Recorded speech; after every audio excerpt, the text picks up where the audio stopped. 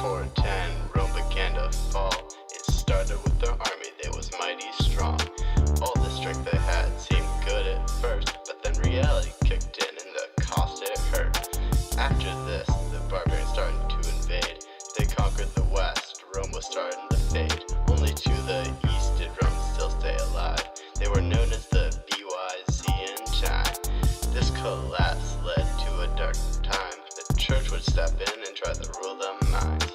This was the transition to the Middle Ages. It would not be fun, it would be fallacious. During the Middle Ages, everybody was in chaos. The Roman Catholic Church controlled everybody that they prayed on. They never let nobody make decisions for their own self. Cities were falling and there was a constant state of war. Feudalism began, fueling all this combat. The minor lords stayed on their manners with their feudal contract. This feudal contract stated that the lonely vassal would stay. They would fight and would protect, that the warlords say. The Middle Ages, the time of Roman collapse, it was chaotic and demonic. Everyone was a mess. It started with the fall of the Western Roman Empire and ended with the Black Death, which would end hellfire.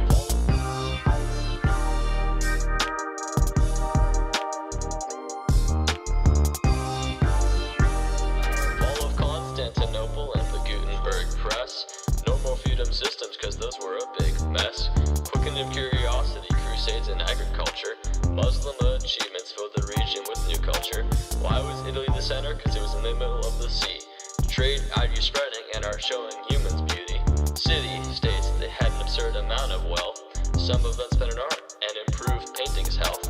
Speaking of health, the Black Plague attacked. People learned about hygiene, which you need, that's a fact. The Silk Route closed, Europe had to trade via sea.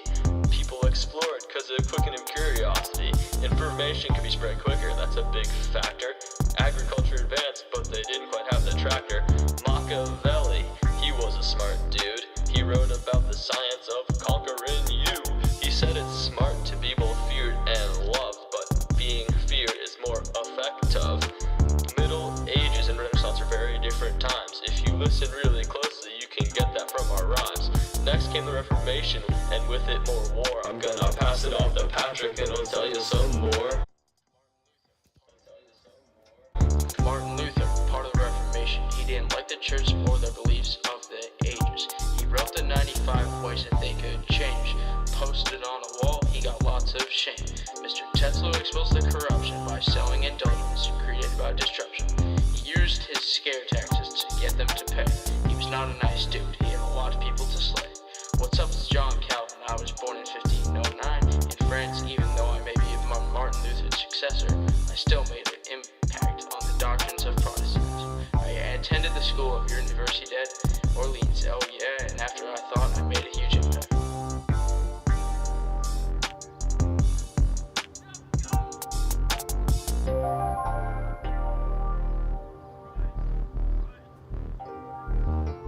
Age of exploration, trying to find a new nation. People sailing everywhere, story of our creation.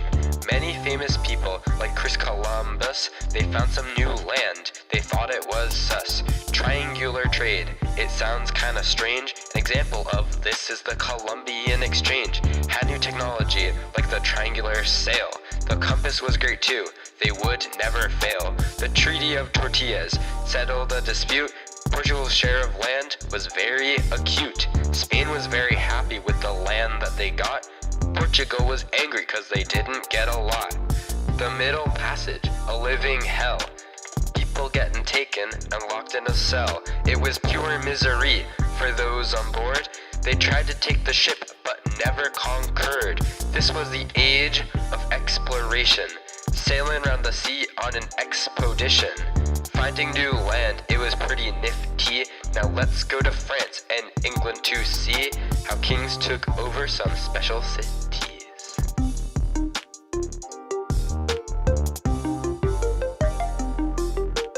Charlot hated the Huguenots. He hated almost everything about them, so made the Edict of Nantes. Now they could practice their religion in the private of France, and he didn't have to listen to their chants.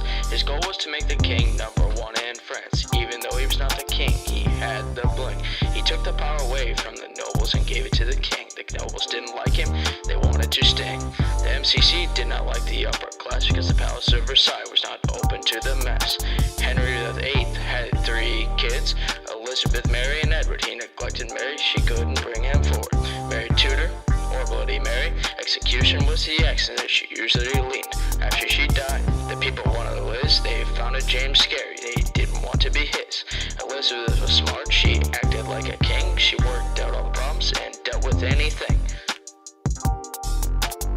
Before science, people were lame. Thought the world was centered around them, they were all the same. But then came science, had new stuff to say. Using the scientific method, learned to think another way. There were loads of philosophers, Walter Hobbes and Locke. Hobbes said government had gone the wrong way, thought an absolute monarchy had to stay. Locke also had some things to say, said that people were greedy, it was their way. Walter questioned religion using science and stuff. Montesquieu had finally had enough, said that power should be split up and other stuff. With all of these philosophists, government was changing, science was persuading, and religion rearranging.